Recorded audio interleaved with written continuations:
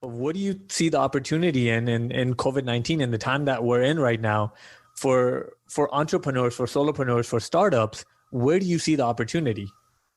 Yeah, good question. Very, very good question. So I think I spoke about this. I wrote this on a few articles that the next 2 years is going to be extremely difficult for many people.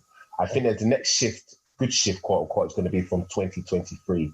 So for the next 3 years, it's time for real entrepreneurs to really develop their brand, begin to market themselves and position themselves, knowing that various things are going to happen. One, the market is going to be extremely overcrowded. Why? Many people are going to either lose their jobs or be doing a 2-day or 3-day working week.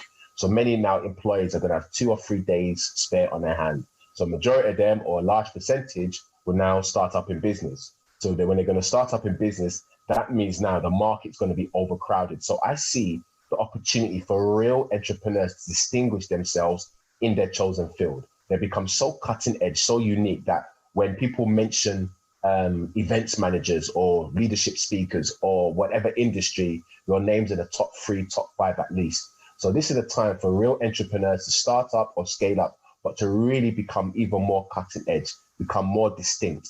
I created the 3 V's of leadership branding: your vision, your values, and your voice. Now is the time for your vision, your values, and your voice to speak for you when you're silent, because by 2023, we're going to definitely see another shift that's going to open up even more opportunities. So, yeah.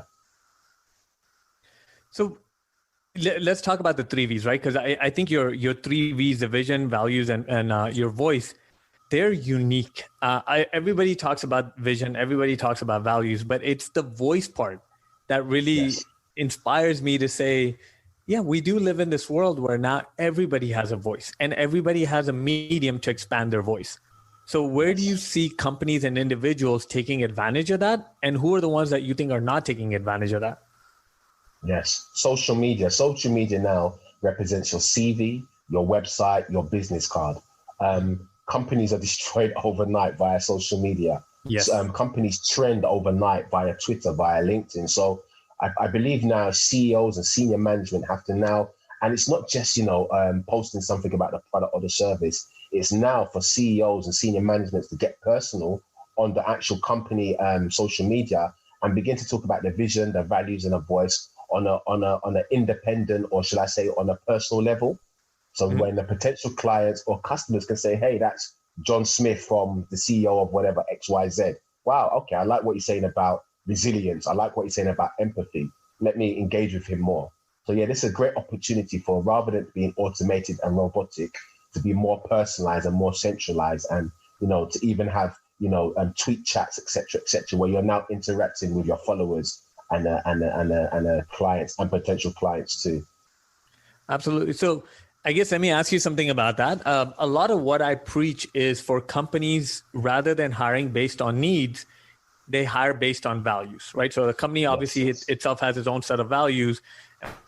And for people, hire on the people that fulfill your needs, but also fulfill your values, especially in today's times where your voice is so important. Companies have to realize that there's an individual's voice and there's a company's voice. And if you've hired an individual that does not represent the company's values, you're not taking a chance of somebody speaking on the part of the company, but not saying what the company wants. So how do you see companies actually trying to overcome that fear and to be able to move forward, because the voice isn't going away, the voice is just getting louder now? Yes, so they have to make it short, sharp, and simple. If there's 2 visions, it's the vision. So you have to make the vision and the voice, the values really, really, really, really simple and easy to understand, particularly now with remote working. So many employees are going to be working from home, working remotely. So now's the time to even simplify the voice, the vision, the values, to make it even more centralized, to understand that actually it's not complicated. When you talk about Nike, you just do it, and they do it in a way that it's Nike. Mm-hmm. Yeah. McDonald's, they loving it. They're loving it. They do it in a simple term. So I think it's even going to be more easier for the voice of an organization to be recognized and embodied by the workforce, 100%.